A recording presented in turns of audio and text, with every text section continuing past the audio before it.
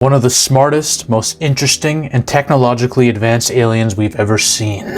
Possibly could have easily been connected to the Cloverfield franchise using two plot points that no one talks about when connecting the Cloverfield franchise to any other alien movies. And it's all because of this moron. This idiot. Super 8. One of my favorite movies of all time. I love this goddamn movie. Ever since the teaser trailer that came out showing a train getting destroyed in the most brutal, awesome way possible. And then something's breaking out of one of the cargo containers.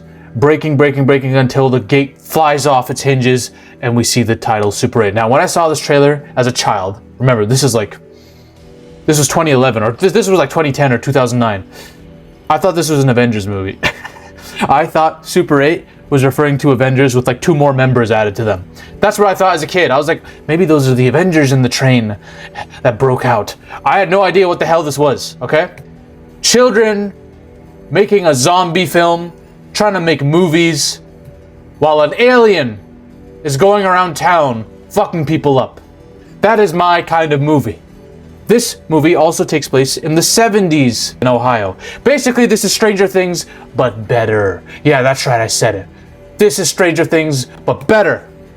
Way better characters. I love all the characters in this. Some of them are better than others, don't get me wrong, but I love them. Half of these characters are hilarious. I love them trying to make a zombie film. This reminds me of me.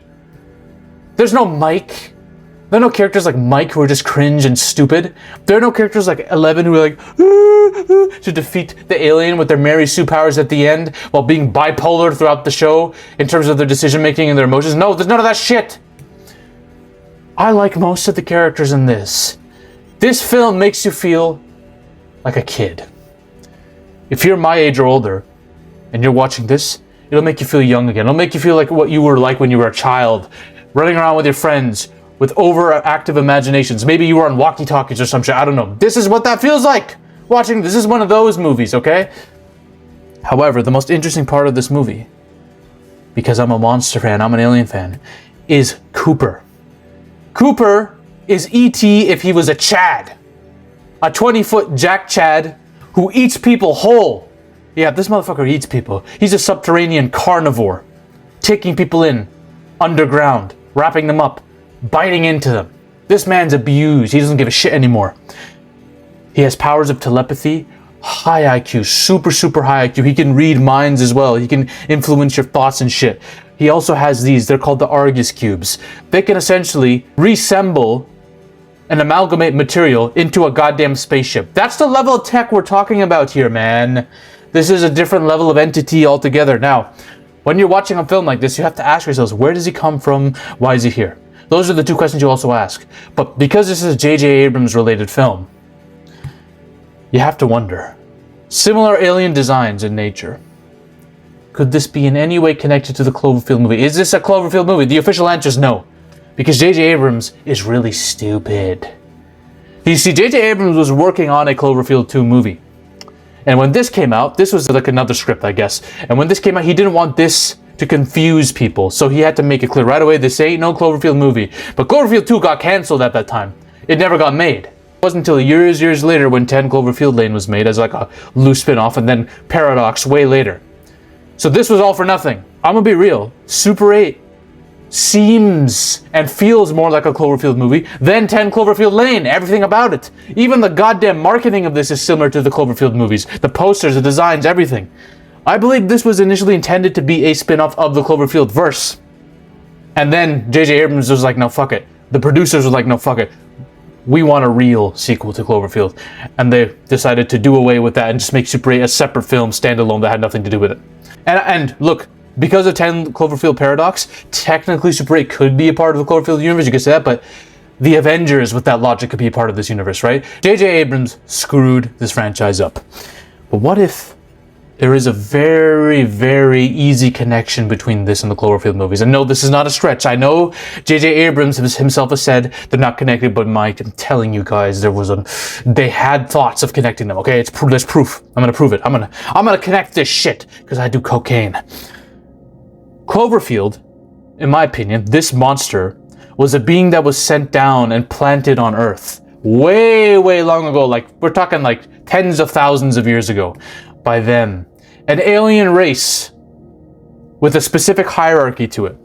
Okay? He was sent down here as their little bioweapon, their little seed that they would wait as he would grow and grow and grow. And he would lay dormant until it was time for him to grow and just destroy everything, destroy Earth's defenses for those beings to come. And there's something called a Black Knight satellite. This is a conspiracy theory that's been linked to the Cloverfield movies for a lot of time. I believe there's a YouTube channel that actually covered it. I don't remember the name. In A Simple Mind or in something like that. But this has been referenced in Cloverfield movies and the ARG campaign, I believe. This is basically a satellite that was thought to be extraterrestrial in nature that's been circling the globe for 13,000 years. I believe that if this is indeed part of the Cloverfield canon, this was created by those same aliens as a means of monitoring the eggs, the Cloverfield eggs, over time, waiting for the day that they would hatch and go crazy. And once they did, once Earth's people, Tagruato, started drilling the seafloor for seabed nectar, which is the prime ingredient they would use to make their slusho drink. Very, very important. This is the drink that's been used and as an Easter egg, essentially, in all of J.J. Abrams' films. We're going to get back to this. When they were drilling this, they awoke the beast. They awoke Cloverfield. This is him as a freaking infant, for God's sakes, laying waste to Earth's defenses. And once that happens, the Black Knight satellite would transmit a signal, like a radio signal, off to the main aliens, and then they would come to take over and colonize the planet. Not dissimilar to aliens in Pacific Rim, the precursors that sent kaiju down to do their bidding before they would invade. What happens was, in Cloverfield Paradox, the particle accelerator went off and split the timelines. So essentially, the kaiju hatching and the aliens invading after that, these were put into two different timelines, two different universes. That's what occurred. So where the hell does my boy Cooper fit in here? Is he related to the Cloverfield monster? Is he part of the? Is he a distant cousin? Are they part of the same race? Well, here's the thing. Yes and no. Not really. Look at the ships in 10 Cloverfield Lane. They're bioorganic in nature. They're techno-organic. It's like a lot of alien mechanics, but flesh infused into it. It looks a lot like the creature from Nope. I believe beings like this would have needed help creating aircraft, starcrafts with their flesh attached to it that they could use to travel across time.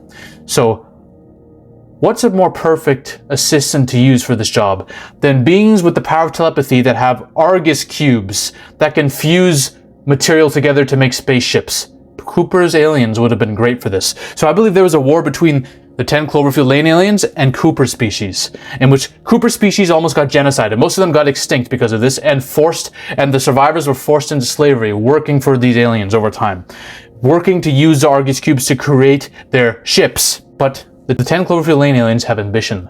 They want to do what they just did to Cooper's aliens to multiple planets across time. So they decided, okay, we need the ultimate weapon. Seeds that we can plant across these planets so that can do the work for us, so that when we arrive, all we need to do is clean some shit up. And Cooper's race, they're perfect for this. Their bodies, the way they are built, let's use their DNA to create our own construct, the perfect weapon, so we don't need to rely on slaves. So they engineered the perfect weapon with Cooper's DNA, creating a bastardized version of Cooper's species. Animalistic, giant, basically demonic in nature. They valued growth over the telepathy and intelligence that Cooper's species would have, creating just an animalistic being that would go on a rampage, destroying everything in its path. That's what they wanted. That's the perfect slave, and they did it using Cooper's DNA. But Clover, these monsters are way bigger than Cooper's race. They needed to be growing at an accelerated rate, so when the aliens created them, they used a substance, almost like a mutagen, within them when they were doing genetic splicing, so that once it was put into their DNA and their blood, it could grow them at an accelerated rate on their own. This substance can be found in the blood of the parasites, as well as Clover, that were latching onto Clover's back, and he released them onto humanity. And what happens when they bite people? These people start to degenerate and die and explode from the inside. I believe that the substance within the blood that causes this has two functions. One, I believe this was the seabed nectar that humans were drilling for, and this was oozing out of the eggs that were laid dormant over time, affecting the entire seafloor for the course of thousands of years. This nectar was refined and used as an ingredient for drinks, but its other function is to infect people when bitten by the parasites, when it's in its weaponized form. This is a full-on bioweapon, y'all. The Cloverfield monsters are full-on bioweapons. Tagurato just happened to take the nectar that was oozing out of them and refine it for a drink. Who knows what it's done to humans' biology over the course of years when they've been selling it. That's a scary thought. So they've been planting these clovers with this substance across multiple planets. And when Cooper found this shit out, Cooper escaped. Cooper found a way to escape their clutches. And he made it his mission. All right, they destroyed my people. I'm going to take out any chances they have of destroying everyone else. I'm destroying all the Black Knight satellites that they have set up, severing the connection between them and their planets, because their way to get to these planets is that signal. The problem is, in trying to do this, he triggered a failsafe. Maybe the Black Knight satellite sent out like a shockwave in case of danger, and Cooper crash landed on Earth in 1979, years before the events of Cloverfield. And he tried to warn us, but we wouldn't listen. We took this motherfucker hostage and started experimenting on him. In the movie, the military starts experimenting on him, torturing him. And he grew disdain for humans. Over time, he decided, you know what, man? Fuck it. I'm out. I tried with these humans. They fucked me over, just like the aliens did. They're no better than them. I'm out. That was his goal. So Cooper left at the end of Super 8. He's a free alien now. He's not a slave to humans or those other 10 Cloverfield aliens, and he's just wandering the stars. And who knows what's happened to him now. Maybe, another theory is, the reason he crash landed onto Earth was because of the particle accelerator. Maybe he didn't care about protecting us at all. Maybe he was just trying to escape their clutches and get home. That's another reason. So that's Cooper's very tragic existence. Maybe I'm wrong. Maybe there's no connection. Maybe I just like to have fun and connect franchise stuff so that those stories end up being better. I could literally write the entire Cloverfield universe better than J.J. Abrams could ever dream of, but that's it.